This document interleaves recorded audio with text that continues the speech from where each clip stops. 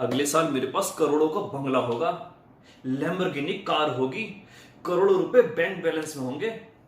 जानते हो क्यों? क्योंकि अभी नेटवर्क मार्केटिंग वाला मुझे समझा के गया था नोट कैसे कमाने हैं।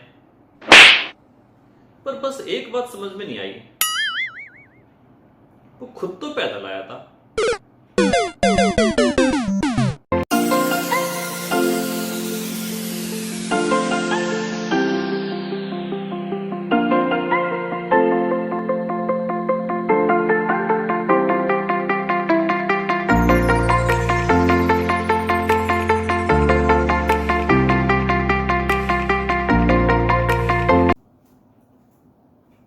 Good morning India. कैसे हो 11th के बच्चों? केम छो? मजामा? करते हैं आज का इंटरेस्टिंग सा टॉपिक स्टार्ट ऑन योर प्यारे से ब्यूटीफुल से चैनल पर, जिसका नाम है फिजिक्स बाय राहुल बंसल। बच्चों आज से स्टार्ट कर रहे हैं हम चैप्टर नंबर 3, जिसका नाम है, पढ़ लो अपने आप, हाँ, जिसका नाम है motion in a straight line. Fourth chapter होगा मोशन इन अ प्लेन और फिफ्थ चैप्टर होगा मोशन इन स्पेस। तो आज हम स्टार्ट कर रहे हैं बच्चों motion in a straight line, Sidhi line में किसी का मूव करना। क्या क्या है इस टॉपिक में? काफी सारे टॉपिक्स डिलीट हो चुके हैं, लेकिन मैं आपको करवाऊंगा सारे के सारे टॉपिक्स। सीबीएसई ने कुछ टॉपिक्स कर दिए हैं डिलीट, लेकिन वो इस साल के लिए हैं। आगे आने वाले लड़कों का के जो स्टूडेंट्स होंगे, जो आगे आने वाले स्टूडेंट्स होंगे, आगे आने वाली लड़कियां होंगी, आगे आने वाली गर्ल्स होंगी, जितने भी बच्चे होंगे सारे के सारे, उनके लिए तो बेनिफिशियल होगा, क्योंकि नेक्स्ट ईयर तो डेफिनेटली सिलेबस वो रिवाइज हो जाएगा। जो भी डिलीट हुए थे वो सारे के सारे वापस ऐड हो जाएंगे। तो टाइम वेस्ट ना करते हुए करते हैं स्टार्ट। ये कुछ टॉपिक्स हैं जो सारे के सारे आपके इंट्रोडक्टरी टॉपिक्स हैं इस चैप्टर के। तो एक बार देख लेते हैं इनकी डेफिनेशंस। मैं मुंह से बोल दूंगा, वैसे तो सब मुंह से ही बोलते हैं, लेकिन मैं आपको ओरली बोल दूंगा। डेफिनेशंस चाहो तो आप लोग नोट डाउन कर लीजिएगा। तो चलिए करते हैं स्टार्ट आज का टॉपिक। फर्स्ट है बच्चों मैकेनिक्स। मैकेनिक्स मैकेनिक्स का मतलब क्या होता है? मैकेनिक्स का मतलब क्या होता है? Mechanics is the branch of physics. Mechanics is the branch of physics which deals with the study of motion of objects। ये फिजिक्स की, भौतिकी विज्ञान की एक ऐसी ब्रांच है जो किस चीज में डील करती है? ऑब्जेक्ट्स के चलने के बाद उस ऑब्जेक्ट्स में आने वाले परिवर्तन, उसके डिस्टेंस में परिवर्तन, उसके डिस्प्लेसमेंट में परिवर्तन, उसकी वेलोसिटी, एक्सेलरेशन, टाइम रेफरेंस में परिवर्तन, जो भी परिवर्तन आते हैं, हाँ, उसके अंदर उस स्टडी को हम बोलते हैं मैकेनिक्स। काइनेमेटिक्स, डायनामिक्स इसकी और फिर सब ब्रांच हैं, लेकिन आपको इतना डिटेल में ये नहीं पढ़ना है। तो मैकेनिक्स का मतलब बच्चों क्या हुआ कि branch of physics which deals with the study of objects in motion. Next है बच्चों आपके पास स्टैटिक्स। एक होता है मैथ्स में स्टैटिस्टिक्स, उसको भी हम स्टैट्स बोलते हैं, कई बार वो कंफ्यूजन में हो जाता है इसके साथ। ये है स्टैटिक्स और वो है स्टैटिस्टिक्स। वो होता है आपका सांख्यिकी। आई थिंक जहां तक मैं समझ पा रहा हूं हिंदी में शायद उसको सांख्यिकी बोलते हैं। मैथमेटिक्स का पार्ट होता है, मीन, मीडियन, मोड आप वहां पर निकालते हो। ये है आपका यहां पर स्टैटिक्स। जस्ट उल्टा, जस्ट किसका उल्टा? मैकेनिक्स का उल्टा। मैकेनिक्स किस चीज को स्टडी करता है बच्चों? मैकेनिक्स स्टडी करता है study of objects in motion. तो ये किसको स्टडी करेगा? Study of objects at rest. Study of objects at rest. अगर कोई रुका हुआ है, तो कोई भी बॉडी अगर रुकी हुई है तो उसमें क्या क्या चीजों के बारे में आपको सीखना है। जैसे इनिशियल वेलोसिटी 0 हो गई भैया। अब जब इनिशियल वेलोसिटी 0 हो गई, there will be no acceleration till the body is at rest. जब तक वो नहीं चलेगा, ऑब्वियसली उसके अंदर कोई एक्सीलरेशन नहीं होगी। लेकिन ऐसा नहीं होता। आगे आपको पढ़ाया जाएगा कि हो सकता है किसी बॉडी की वेलोसिटी 0 है, लेकिन फिर भी उसमें एक्सीलरेशन होगी। कैसे पॉसिबल है? अगर मान लो मैंने किसी बॉडी को अरे यार उछाल दिया, तो हाईएस्ट पॉइंट पर जाने के बाद आपको पता होगा उसकी फाइनल वेलोसिटी कितनी होती है बच्चों? 0। हाईएस्ट पॉइंट पर जाने के बाद फाइनल वेलोसिटी होती है 0, फिर भी हम बोलेंगे it is acted upon bye an external force, उस पर फिर भी कोई फोर्स लग रही है, और अगर फोर्स लग रही है तो डेफिनेटली एक्सीलरेशन भी होगा। नाम है ग्रेविटेशनल एक्सीलरेशन। पढ़ेंगे आगे डिटेल में, अभी आपको मैं डराने वाला नहीं हूं। तो स्टैटिक्स का मतलब हो गया बॉडी रेस्ट पर होने के बाद उस बॉडी को स्टडी करना। मैकेनिक्स का मतलब हो गया कि study of objects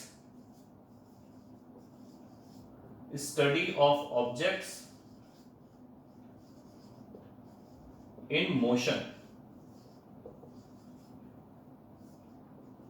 study of objects at rest और मोशन आप जान ही गए हो। रेस्ट का मतलब क्या हो गया कि जब भी समय के साथ साथ समय बढ़ रहा है, समय कभी रुकता नहीं है। मैं समय हूं, पढ़ा होगा आप लोगों ने, सुना होगा अपने महाभारत के अंदर, तो वहां पर समय कभी रुकता नहीं है। समय अगर मान लो चलता चला जा रहा है, लेकिन अगर कोई वस्तु अपनी जगह से टस से मस नहीं हो रही है, इसका मतलब क्या हुआ कि ऐसी कंडीशन में हम बोलेंगे कि जहां पर वो थी वो वहीं पर है। और वो कैसे पता चलेगा? बाकी सारी वस्तुओं के सापेक्ष में, बाकी सारी वस्तुओं के रेफरेंस में।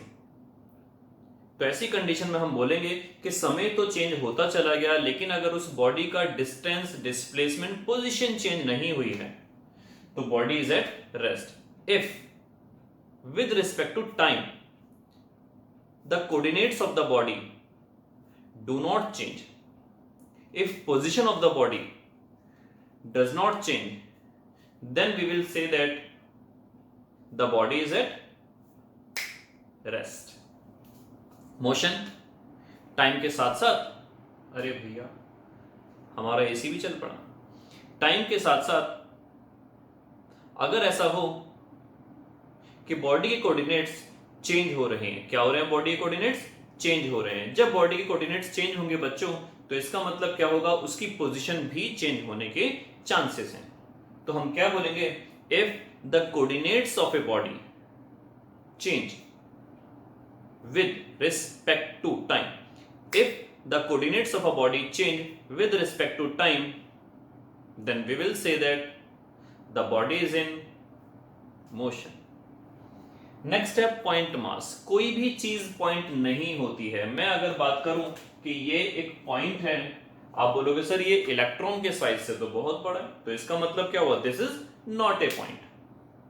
मेरी हाइट है 5 फीट 9 इंचेस, और अगर मैं यहां पर बात करूं मैं हाइट में लंबा हूं या छोटा हूं, सोच के बताना। With respect to the Great Khali मैं बहुत छोटा हूं, विद रिस्पेक्ट टू चींटी जो मेरे पैरों के पास है उससे तो मैं बहुत बड़ा हूं। तो बच्चों इसका मतलब यही हुआ कि हाइट का, डेंसिटी, मास, होशियार है कि कोई बच्चा बेवकूफ है, ये सारी की सारी चीजें कंपेयर करने के टर्म्स हैं। तो इसका मतलब क्या हुआ? Point mass. पॉइंट मास का मतलब भी यही हुआ, आप जिस चीज को ऑब्जर्व कर रहे हो, जैसे कि अगर मैं क्रिकेट ग्राउंड के अंदर एक कंचा रख दूं, छोटा सा मार्बल रख दूं, तो हो सकता है चेयर्स पर बैठने के बाद हमें वो नजर ना आए, लेकिन रियलिटी में क्या कंचा अगर मेरे हाथ में है उसको पॉइंट कहा जाएगा? Definitely not. तो डिपेंड करता है कि जिस चीज को आप ऑब्जर्व कर रहे हो उसको कितने डिस्टेंस से ऑब्जर्व कर रहे हो।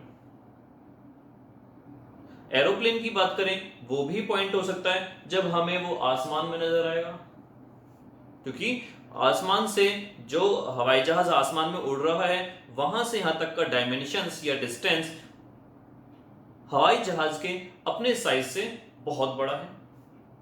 तो हम ऐसे बोलेंगे, if the size of an object is much much smaller than the distance of observation, जहां से आप ऑब्जर्व कर रहे हो उस ऑब्जेक्ट को, उस डिस्टेंस से अगर उसका अपना साइज बहुत बहुत बहुत बहुत बहुत छोटा है, तो हम बोलेंगे वो क्या कहलाएगा?